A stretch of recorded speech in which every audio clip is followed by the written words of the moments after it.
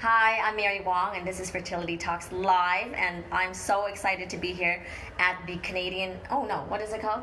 The Fertility Symposium. Integrated Fertility Symposium. And I'm here with Denise Wiesner, and I'm so excited because she just wrote a book, and it's coming out when? In May? In the end of May. End of May. Okay, cool. And the reason why I'm excited is because we're going to talk about things that we really don't talk about when it comes to fertility, right? Everybody just wants a baby in their belly, and that's it. So let's talk about the really nitty-gritty stuff that we don't talk about. Let's do it. Okay, cool. Okay. So you start off. Actually, first tell us a bit of who you are. Okay. I'm Denise Wiesner, and I have a clinic in West Los Angeles called Natural Healing and Fertility, and I've been in practice for over 25 years. With lots of background in fertility, and lately what I've been seeing is my patients come to see me, both men and women, and they don't want to, they go to IVF immediately, and sometimes the reason is because like maybe the guy can't ejaculate in the woman, or he's having stress, or there's stress in the relationships, and they're not having sex. So that's what I really wanted to talk about, is just getting rid of the shame that a lot of us carry over our sexuality, and how even just baby making sex becomes icky for a lot of people. Totally, right? I do mention it in my book as well, how like it becomes mechanized, and the only time they're having sex is when it's like ovulation time, when they see the pee stick, or like that. Right. It's a job. It's terrible. Yeah. So then, so tell us more about that then. Like, what do we do?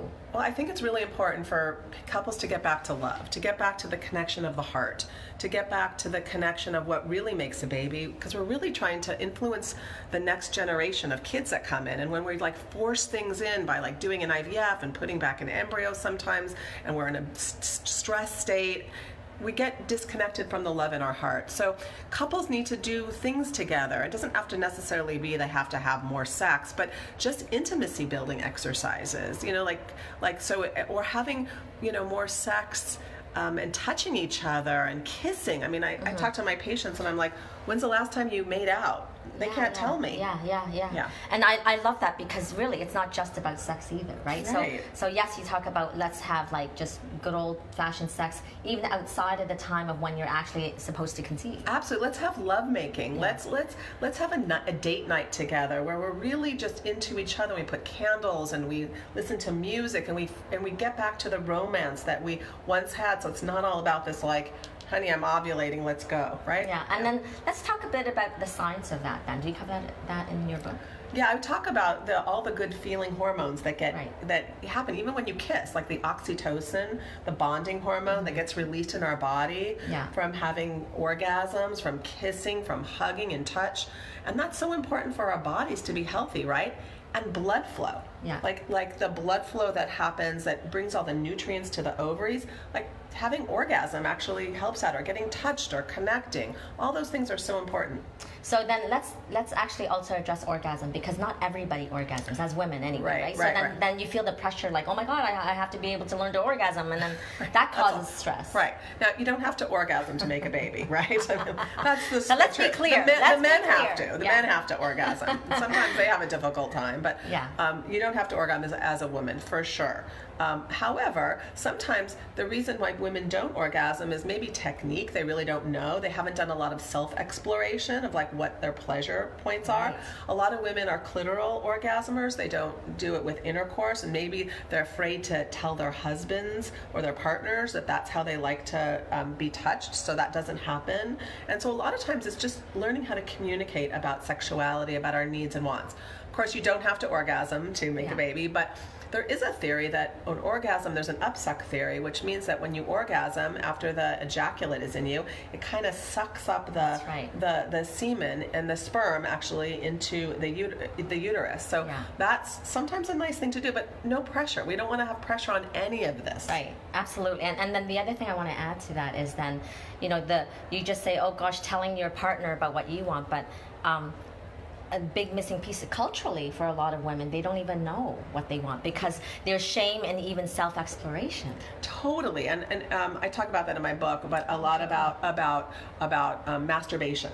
You know, it's such a like, oh, you know, in some cultures it's like they're not even supposed to. It's not even like we're not supposed to touch ourselves. But it's like a woman just learning how to, like, you know, kind of find out, look down there and find out what's down there. I mean, I think that's for me. I think in my 40s I finally was like, oh, I didn't know. Oops, how did I miss this? Well, you know what's really funny though? I think we get suppressed at a very young age because we're taught to be proper and not to touch yourself. But you know what? Kids naturally touch themselves. Right. Totally. And masturbation is a really normal thing. In fact, there are studies where women who learn younger to masturbate actually are more orgasmic. I mean, they have orgasms. Okay. Anyway, so we can't turn back the clock. No. So what do? We have a relationship with self. We learn to be okay self-pleasuring and learn about ourselves and what we like. I mean, it's not all about down there. I mean, sometimes it's just about like remembering to be like touched and stroked and all of our erogenous zones, right? Yes. Like there's women, you know, like having pleasure being stroked in your arms and your face and your hands, right?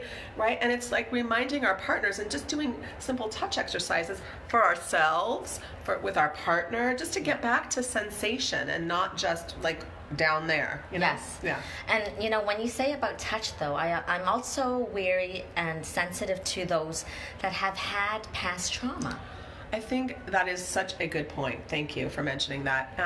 And that's, again, communication and working with that trauma and being really communicative with your partner about how you want to be touched, what feels right, what doesn't feel right.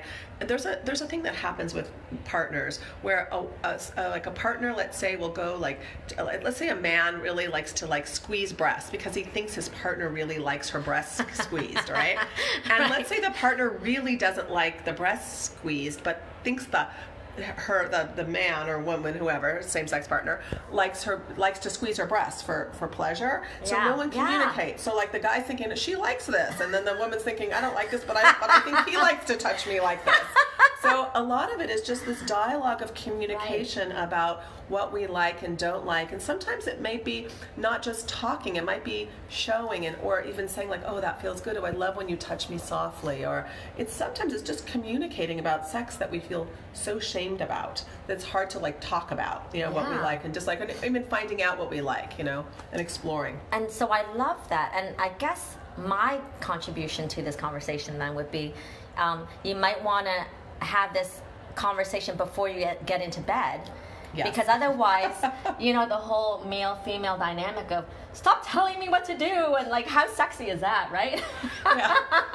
I think that really, you touched on it. Thank you. That's so important. Don't talk when you're in bed. I mean, unless you're instructing with this like, ooh, I love when you touch me like that. Ooh, I want that more. That kind of instruction is really great. But if you're going to have that serious, like, you know, I've come to think that I would not like to be touched with my breast being squeezed, might be more beneficial to do that away from the bedroom. The bedroom's a sacred place, you know, for lovemaking and heart connection and really what it is to make a baby. It's really about love. It's about love. Yes. Oh, the life is about love. Making a baby is about love. Yeah.